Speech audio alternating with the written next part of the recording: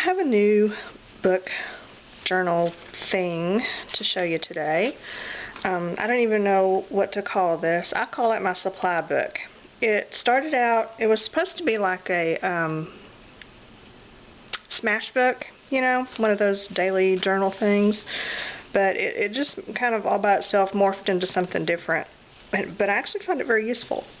It started out as one of those 50-cent composition books from Walmart, and I went through and I glued 3 or 4 pages together throughout the book and then painted them, you know, so I'd have a nice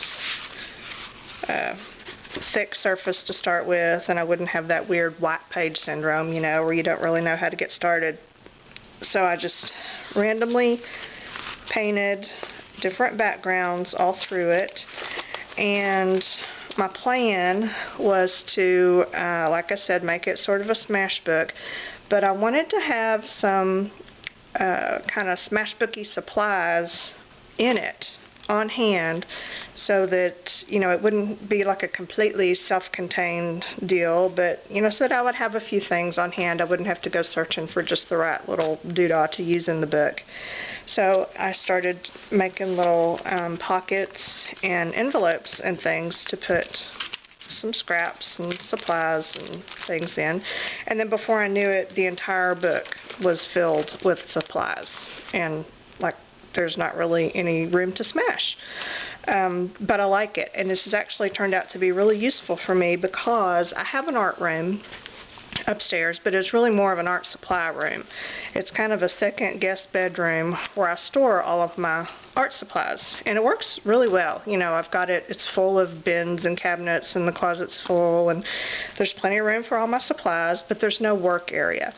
I don't have a studio with like a table where I can sit down and work. There's an antique vanity up there where I can do small projects on, but, you know, to spread out paint and stuff and do a big project, I have to come downstairs, and I usually take over the living room, dining room, because, you know, who uses those rooms anyway, right? So, anyway, I'm constantly going up and down the stairs to get the stuff I need for whatever project I'm working on. And what I usually do is, you know, when I've got a project in mind, I'll just grab everything I can think of from up there that I might want to use, and then I'll bring it downstairs and, you know, have a smaller supply stash to choose from, which actually works out kind of well because I can get overwhelmed if I have too many choices. And this book has sort of helped me with that, because instead of having little stacks of stuff all over my dining room table, I've got them all kind of self-contained in this little book, and I can go through, pick what I need, and as I add more little scraps and stuff, I put it in here, and I'm loving it. It's just working out really well. This would also be a good kind of a travel supply kit thing. This obviously is kind of big. You'd have to maybe size it down a little bit, but I think it would make a great travel kit. All you'd need is just to add a journal to it, a glue stick, some scissors, you're done. I'll show you what I did here. Like I said, this was one of those composition books, and I covered it in, this is actually a hefty bag, a black plastic trash bag that I had used a while back to line my work surface when I was making some background papers. So it's got paint and gesso and crud all over it, but I just thought it was so pretty. So, of course, I saved the trash bag, covered the book with it, painted all the pages, and then went through and just started adding envelopes and pockets and things to hold the kinds of supplies that I normally use. I always end up with lots of strips of paper off of the end of, you know, a piece of cardstock or scrapbook paper. So I stuck those in here. Tall strips, short strips. These are strips of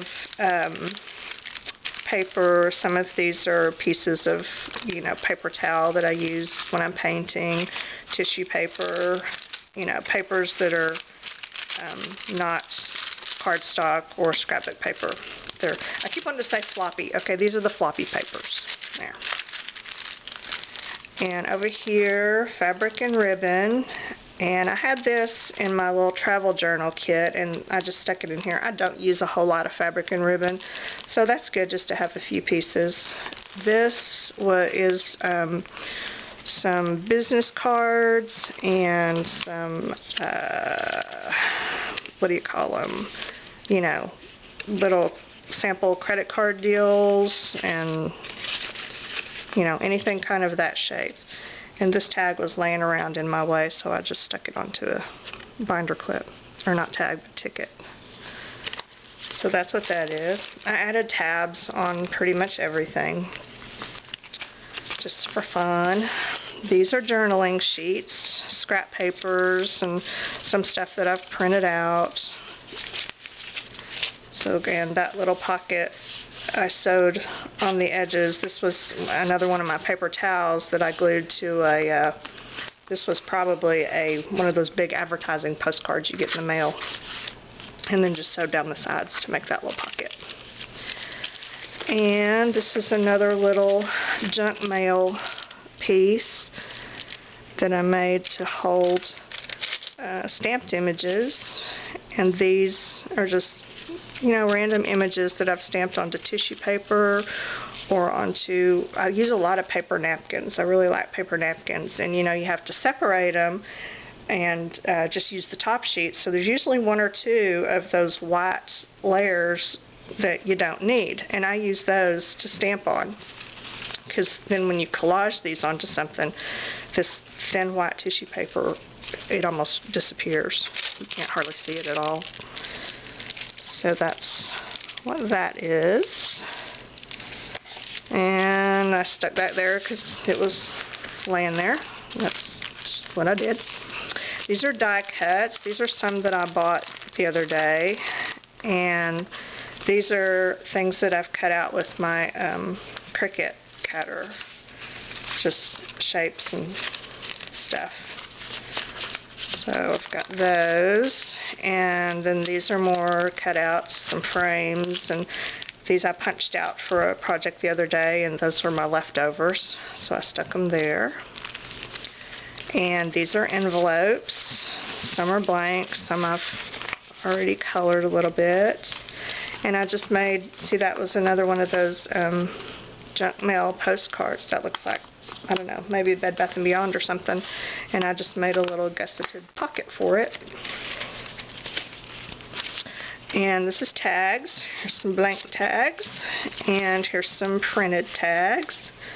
And these are some of those tags that I bought the other day. Stuck them in there, and this is just a junk mail envelope, and I put this big flap over it to keep the stuff from falling out. These are, I call them little bits because it's just little bits and pieces of stuff. Little collage-y pieces. You know, here's some little tabs and cigar bands. These are this kind of labels. And see, sometimes I do this because, you know, if you have an envelope that's stuck flat to your page, it's hard to get your hand in there to pull stuff out, right? Because, you know, unless it's got gussets, which I do make a lot of, you know, it's down too flat, it's too tight. So this kind of helps to solve that problem. Tiny little shapes and pieces, and then there's some postage stamps. It was really hard for me to do anything in this book because I loved all of the painted backgrounds so much. They just, once it was done, it was just full of the painted backgrounds, and then I just wanted to leave it just like it was, and then, you know, like fondle it and just look at it, and I hated to put anything in it, really. These are pieces of paper napkins and tissue paper, just scraps. And oh, I need to make something for those pop dot thingies. This is just some pieces of some printed stuff that I printed out, and I've cut pieces off of it, and that's kind of the leftovers. Can you see that? There we go. And that's a page out of a magazine that I painted. So they were laying around, so I stuck them in there. And what do we have here? Large images that I've printed out and cut out. right there. And scrap paper, see, this is another one of those, so it's easier to get into, even though I did make it, and I guess it did this one pretty good. I don't know if you can see. I made it, you know, so it'll expand quite a bit. But still, it's easier to lift it up and flip through. And this is just what it says, scrap paper. There's a pharmacy bag and a thing of whatchamacallits, and this was a perfume strip out of a magazine. So there's that. And these are all just a small selection of a bigger collection. You know, I mean, I've got a bin of junk like this upstairs. But obviously I can't bring the whole thing down here every time I need to work on it. And even if I do, I do get kind of overwhelmed. So just having a few things really kind of helps me. It's, you know, it's easier to decide what to use if I don't have quite so much to sift through. And, you know, when I get through, if I move on to another project that has a totally different theme, I'll take these upstairs, put them in the little bin that they belong in, and then fill this back up with images and pieces for the new project. That's my plan anyway. These are other images. These are people.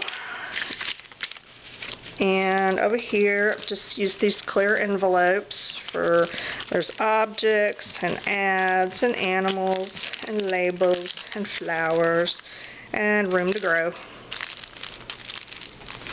Oh look, that's what I should grow. I should put clocks and watch faces down there.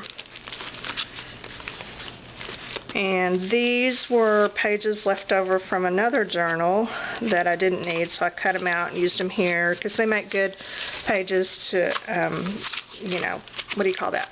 Tip in. Yeah, that's what that is.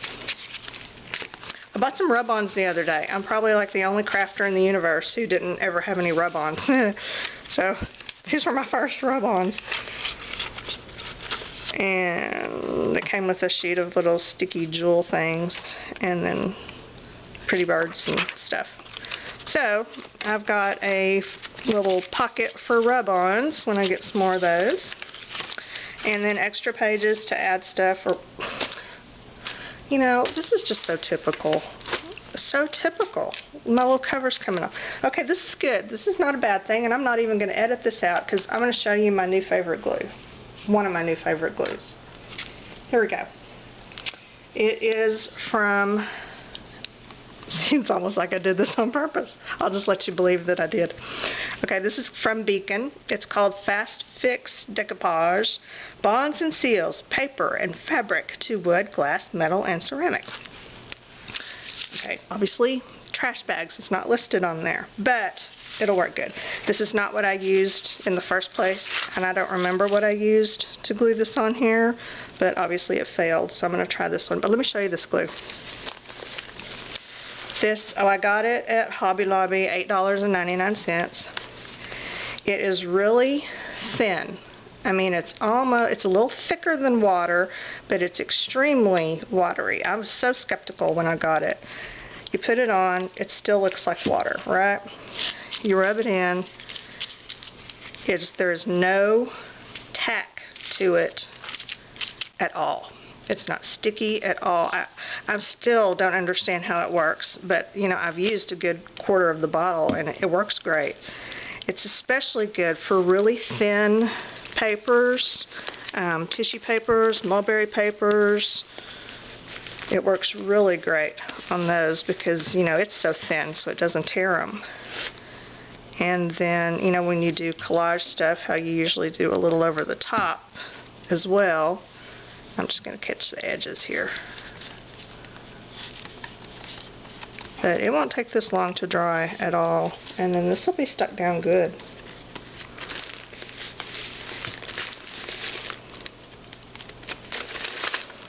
Okay.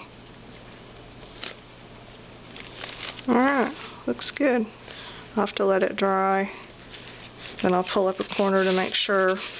But this stuff has worked great so far, so I think this is going to be good. Okay, this is dry on the outside. You know, the inside's going to take a little while because it's plastic. But this is already dry. I had it all over my hands. It's already dry on my hands. They're not sticky at all. Okay, that's paint from the cover. But they're not sticky. There's no glue buildup. I'm just loving this glue for decoupage stuff. Yeah, probably wouldn't use it on heavier papers. I would use my Yes paste for that. But for thin papers, for layering thin collage papers, it's excellent. Okay, so there we have it. My supply journal, complete with a totally planned on purpose demonstration of that decoupage glue, because that wasn't an accident at all. And I have a whole bunch more stuff to show too, because I've been behind on my videos because I've been too busy creating. How awful is that? So I'll work on those. In the meantime, that's it for now, and the end.